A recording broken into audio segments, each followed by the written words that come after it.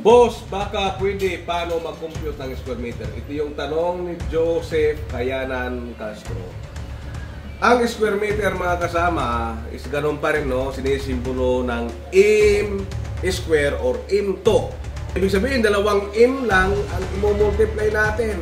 For example na naman, itong lamisa natin, gustong pa-pinturahan at gusto mong pakyawin ang labor material sa pintura natin, siyempre, kukunin mo yung surface area. So, ang surface area nitong nasa taas, kukunin mo itong lapad na 0.7 at kukunin mo itong haba na 1.2, i-multiply mo siya, yun po ang lalabas na area. Itong taas lang yon. Pero siyempre, kailangan mo rin pinturahan itong edge.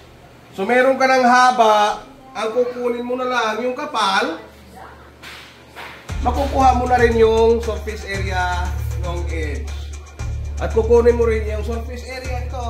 At i-add mo silang lahat, yun ang surface area na pipinturahan mo sa misang ito.